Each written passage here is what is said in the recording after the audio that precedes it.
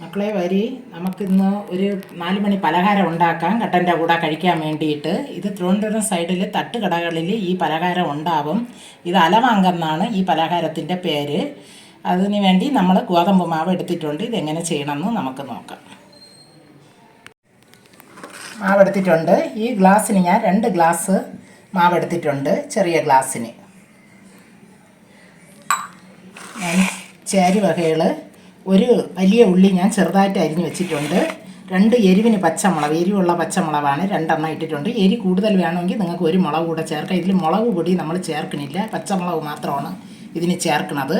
അതുകൊണ്ട് ഈ പച്ചമുളക് എരിവുള്ള 2 മുളക് അല്ലെങ്കിൽ 3 മുളക് നിങ്ങൾക്ക് എരിക്കനുസരിച്ച് നിങ്ങൾക്ക് ചേർക്കാം. കുറച്ച് കറിവേപ്പില, അതൊരു 3-4 തണ്ട് ഞാൻ എടുത്ത് ചെറുതായിട്ട് അരിഞ്ഞ് വെച്ചിട്ടുണ്ട്. ഉള്ളിയും പച്ചമുളകും എല്ലാം ചെറുതായിട്ട് തന്നെ അരിഞ്ഞിട്ടുള്ളത്. പിന്നെ ഒരു 2 കഷ്ണം തേങ്ങ ഈ കൊത്തി വെച്ചിട്ടുണ്ട്. നമ്മൾ ഈ ഉണ്ണിയപ്പത്തിനൊക്കെ അരിയും പോലത്തെ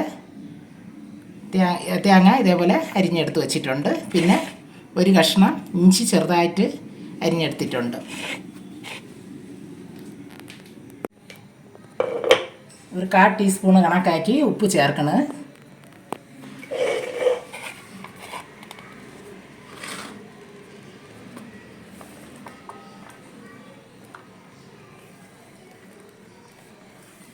വലിയ ഉള്ളി ചേർക്കാം, ഇഞ്ചി ചേർക്കാം, തേങ്ങാക്കൊത്ത് ചേർക്കാം. തേങ്ങാക്കൊത്ത് കുറച്ച് കൂടുതൽ ചേർത്താൽ നല്ലതാണ്, കടിക്കുമ്പോൾ നല്ലൊരു ടേസ്റ്റ് ഉണ്ടാകും. അതേപോലെ തന്നെ കരിവേപ്പിലയും കുറച്ച് കൂടുതൽ ചേർക്കുന്നത് നല്ലതാണ് ഈ പലഹാരത്തിന്.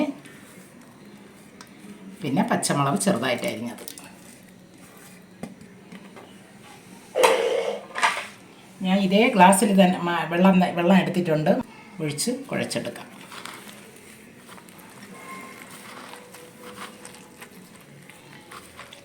കുറേശ്ശെ ഒഴിച്ച് ചപ്പാത്തിക്ക് നമ്മൾ ഗോതമ്പ് മാവ് വിരകുന്നതോടെയും കുറച്ചുകൂടെ ലൂസായിട്ട് വിരകണം. ഇത് വീട്ടിലിരിക്കുന്ന സാധനം വെച്ച് പെട്ടെന്ന് നമുക്കിത് ഉണ്ടാക്കാൻ പറ്റിയ ഒരു പലഹാരമാണിത്.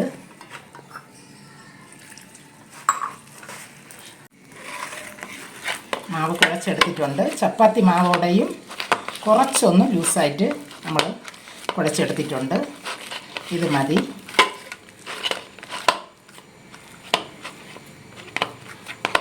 ഇതിൽ സോഡാപ്പൊടിയോ ഒന്നും നമ്മൾ ചേർക്കണില്ല. ഇനി കൈ നനയ്ക്കണം. നനച്ചിട്ടാണ് ഇത് നമ്മൾ ഇതിലോട്ട് എണ്ണയിലോട്ട് ഇട്ട് കൊടുക്കേണ്ടത്. ചട്ടി അടുപ്പിൽ വെച്ച് കൊടുക്കാം. എണ്ണ ഒഴിച്ച് കൊടുക്കാം. സൂര്യകാന്തി എണ്ണയാണ് ഞാൻ ഇവിടെ എടുത്തിട്ടുള്ളത്. ഒരു ഇലയിലാണ് ഞാൻ ഇത് പരത്തിയിടുന്നത്. ഉള്ളം കയ്യിൽ വെച്ച് വേണമെങ്കിൽ നമുക്കിതേപോലെ പരത്തിയെടുക്കാം. ഞാനിപ്പോൾ ഇല ഇരിക്കണോണ്ട് ഇലയിൽ പരത്തുകയാണ്. ഒരു ഉണ്ട മാവ് എടുത്തിട്ടുണ്ട്. കൈയിൻ്റെ ഇത് വെച്ച് വിരൽ വെച്ച് ഇതേപോലെ പരത്തി കൊടുക്കാം. കൂടുതൽ കട്ടിയും വേണ്ട, കൂടുതൽ നൈസായിട്ടും പരത്തണ്ട, എന്നാൽ തീരെ കട്ടിയും പാടില്ല.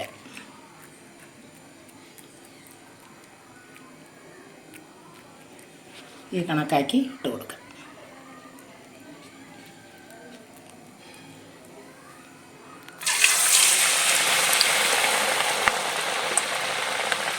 എണ്ണ നല്ല ചൂടായി കിടക്കുന്നു. തീയെ നമുക്ക് മീഡിയത്തിൽ വെച്ച് കൊടുക്കാം.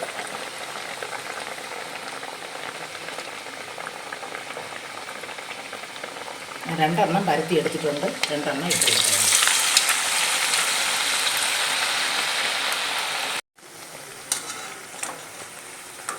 മറിച്ചിട്ട് കൊടുക്കാം.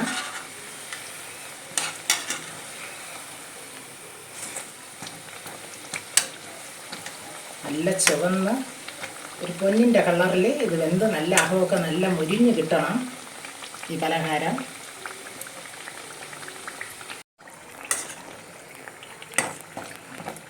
നല്ല വെന്ത് നല്ല മുരിഞ്ഞിട്ടുണ്ട്. ഇനി നമുക്ക് എണ്ണയിൽ നിന്ന് ഇത് കോരിയെടുക്കാം. നിങ്ങൾക്കിത് വലിയ ചീനച്ചട്ടിയാണെങ്കിൽ 3-4 ഇട്ടെടുക്കാം. എനിക്ക് ചെറിയ ചട്ടി ആയതുകൊണ്ടാണ്, എണ്ണ കുറച്ചൊഴിച്ച് ചെയ്യണതുകൊണ്ടാണ് ചെറിയ ചട്ടി ഞാൻ എടുത്തത്.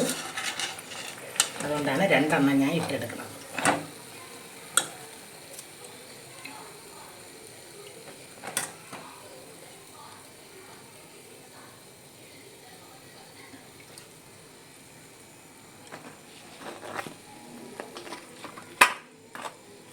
അകവും പിറവും ഒക്കെ നല്ല മൂത്തിട്ടുണ്ട്. ചൂട് അടുത്ത് നമുക്ക് ഞാൻ ഒരെണ്ണം ഉള്ളം കയ്യിൽ വെച്ച് നിങ്ങൾക്ക് ഇട്ട് കാണിച്ചു തരാം. ശകലം വെള്ളം നനച്ചിട്ടുണ്ട്.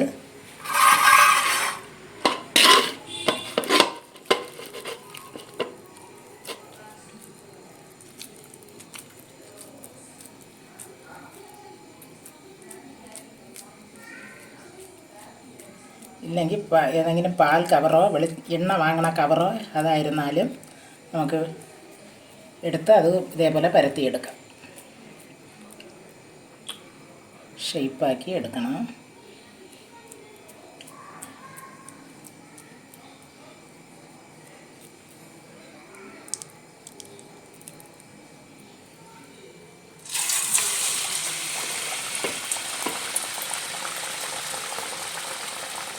അപ്പം നമ്മളെ ഗോതമ്പ് പൊടി കൊണ്ട് ഉണ്ടാക്കിയ അലവാങ്ക് നമുക്ക് എല്ലാം ഞാൻ ഇവിടെ പൊരിച്ചെടുത്തിട്ടുണ്ട്.